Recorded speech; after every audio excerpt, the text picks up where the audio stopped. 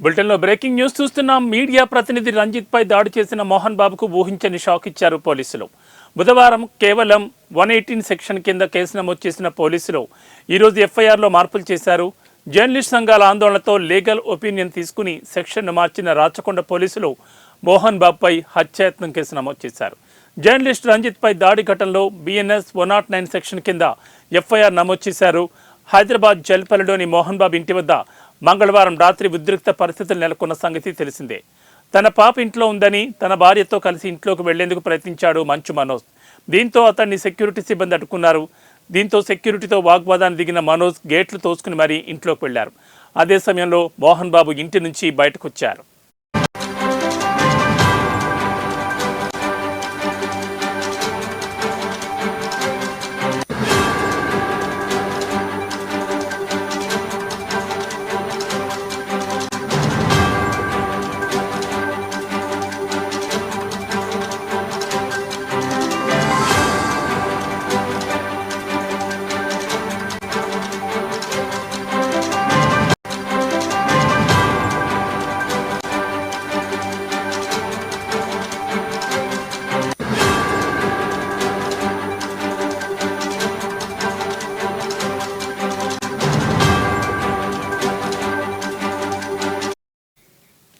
ఈ క్రమంలో కవరేజ్ కోసం వెళ్లిన మీడియా ప్రతినిధులను మోహన్ బాబు దుర్భషలాడుతూ దాడికి పాల్పడ్డారు. ఓ జర్నలిస్ట్ చేతిలోని మైక్ తీసుకుని అతనిపై బలంగా దాడి చేశారు.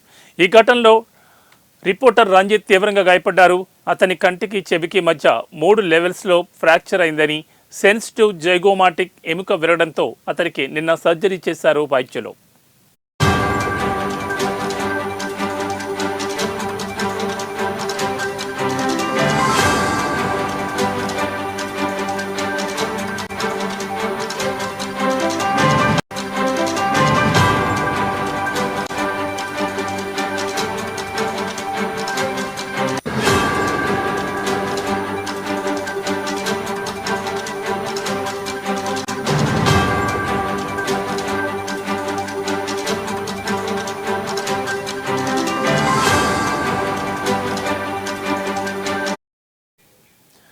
జర్నలిస్ట్ రంజిత్ పై మోహన్ బాబు దాడి చేయడంపై జర్నలిస్ట్ లోకం భగ్గుమంది. తెలుగు రాష్ట్రాల్లో జర్నలిస్ట్ సంఘాలు ధర్నాలతో హోరెత్తించాయి.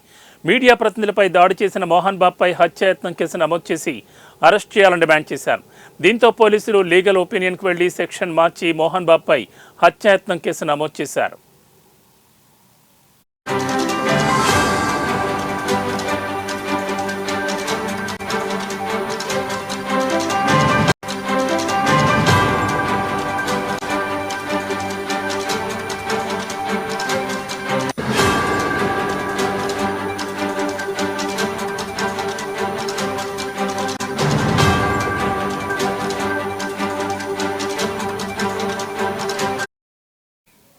జర్నలిస్ట్ రంజిత్ పై దాడి చేసిన మోహన్ బాబుకు ఊహించని షాక్ ఇచ్చారు పోలీసులు.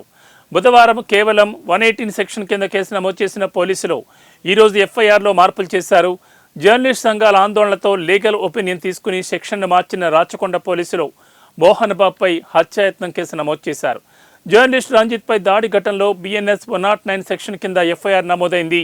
హైదరాబాద్ జల్పల్లిలోని మోహన్ బాబు ఇంటి వద్ద మంగళవారం రాత్రి ఉద్రిక్త పరిస్థితులు నెలకొన్న సంగతి తెలిసిందే.